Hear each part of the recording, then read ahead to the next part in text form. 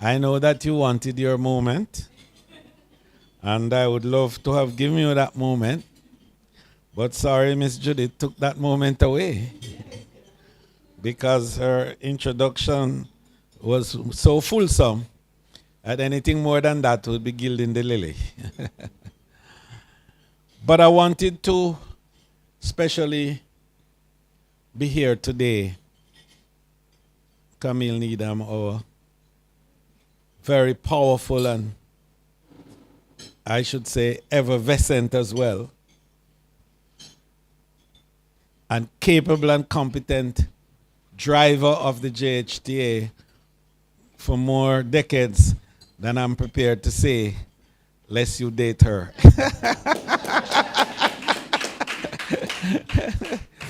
My friend evangelist Ratri and his beautiful bride, and of course our celebrant, chief celebrant, Mr. and Mrs. Watt. And we were wondering in the early stages when reference was made to Miss James staying James, and finally the question was asked and she answered, James Watt. And you remind me of the story of this youngster at Cornwall College whose name is George Watt. And so the first morning of school, they ask you for your name and in the class, and the teacher said, okay, what is your name? And he says, what, ma'am? So he said, what is your name? He says, what, ma'am? What is your name? And the boy got a nice whipping. The first morning he was there because he was saying the right thing, but it was misunderstood. So I'm sure Judith didn't misunderstand this what. She took it on strong and added to James, and now we don't have to ask the question. We just know it's James Watt. You see, it's too many. That's the problem. Okay, so I want to commend the entire team from Leisure for Pleasure, not just for the 27 years that you have served Jamaica and have done so with great distinction, but I also want to extend my heartiest congratulations to the woman of the hour, Mrs. Judith James Watts. Thank you very much. And to the remarkable, absolutely remarkable story that she has narrated so well earlier, supported by the very, very well put together video. Judith, when you established the company in 1999 in May, in fact, Jamaica looked very different from now. I remember what it meant to build something in this country back then. The obstacles, the pain points, the difficulties that you had to overcome. But you didn't build an agency from the ground level up. You breathed life into it. And in your unyielding passion, grit, and unwavering belief, you made Destination Jamaica a desired place for so many visitors.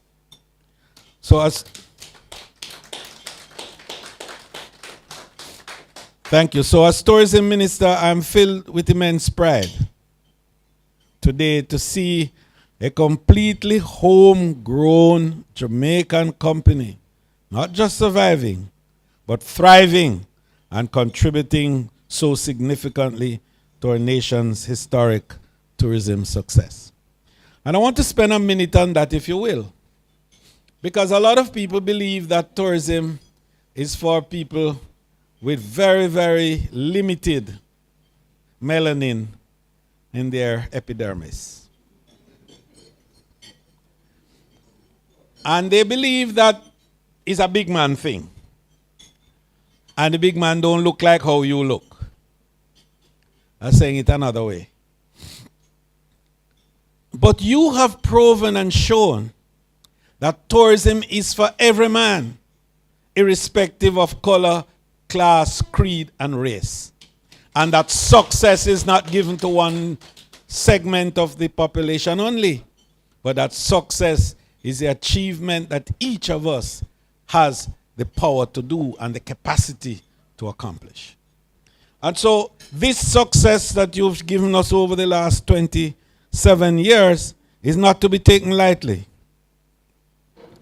You have been remarkable, Judith, and you've put together a brilliant team. And the fact that you've received so many awards, and you've been able to do that P word, pivot. And that makes you very special and unique in the business. Let me tell you why.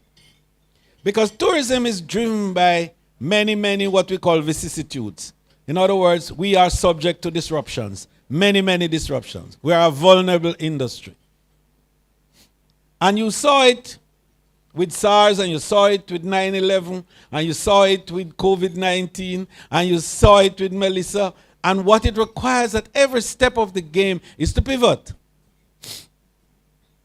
to be adaptable, to be nimble, and to adjust quickly, to recover fast, and to show resilience.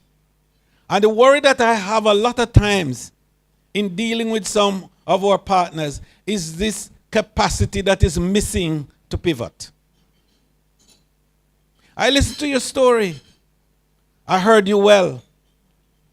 And in every instance when there have been changes in business models and systems and processes in the industry, and they have come at you ferociously, I've heard your comments that we had to do it differently. We had to find another way to do it and to do it better.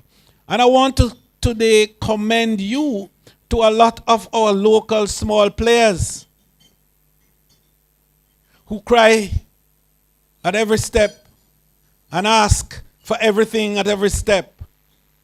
They need to appreciate that point that you made, that what you need to survive is to pivot.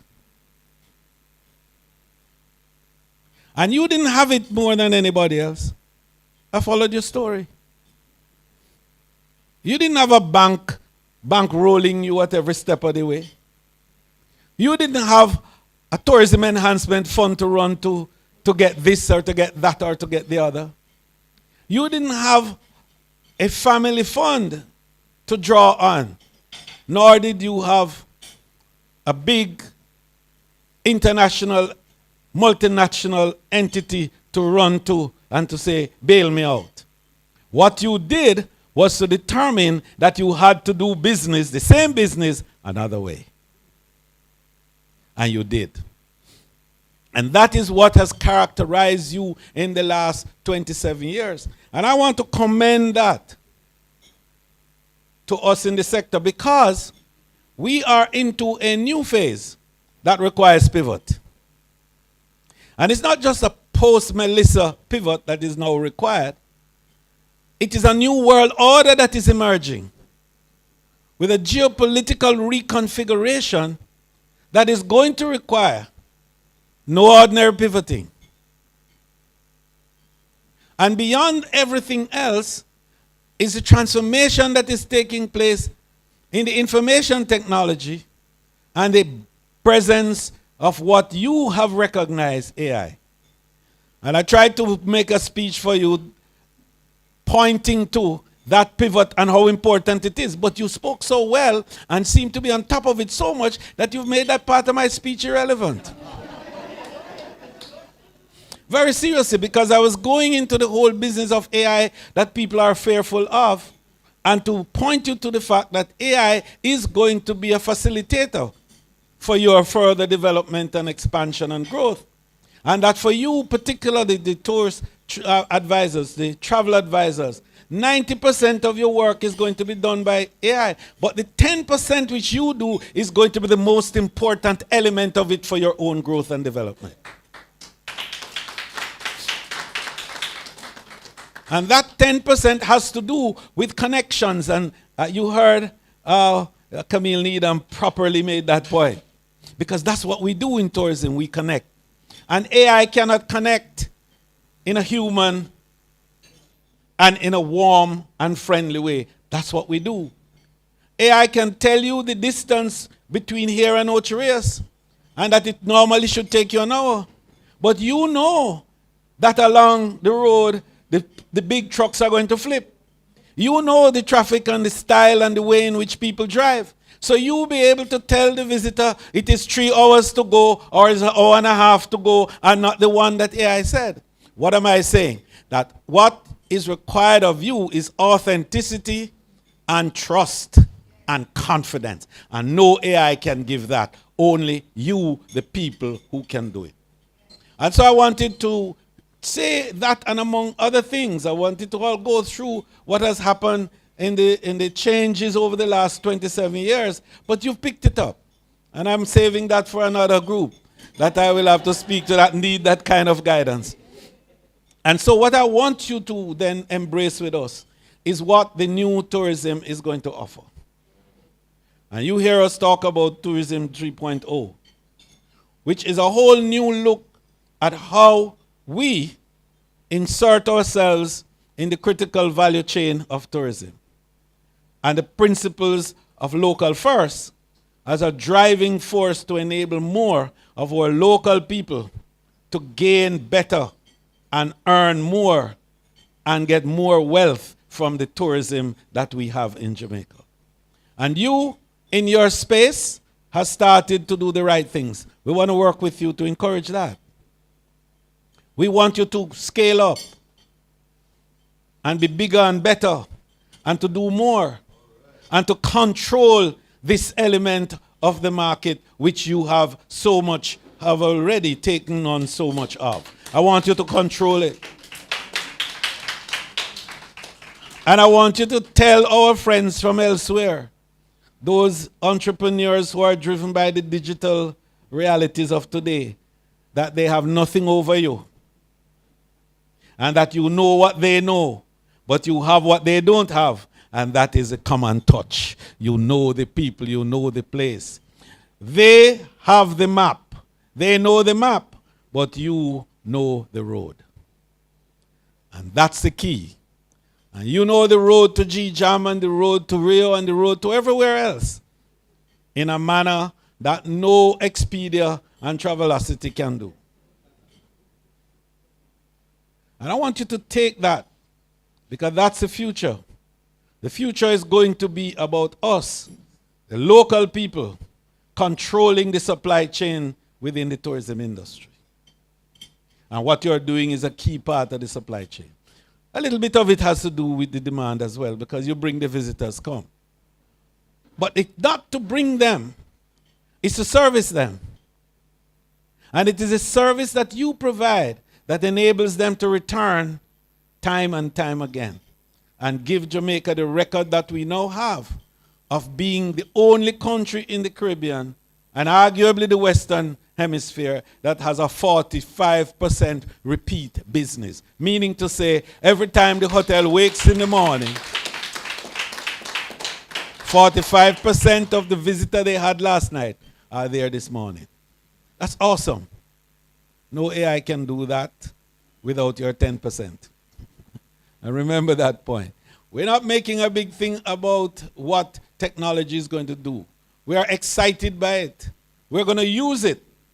But the element of it that we own, we are going to use that element to make the difference and create the point of differentiation between Destination Jamaica and the rest of the world. Because as I said, with ChatGPT and all the other wonderful tools, cognitive tools that are there for you, everybody has it. Including the visitor who makes up his mind as to where he wants to go. He has the same data you have and that everybody else has. But what makes the difference is the click and the call. And that voice at the other end which says it all. Yes.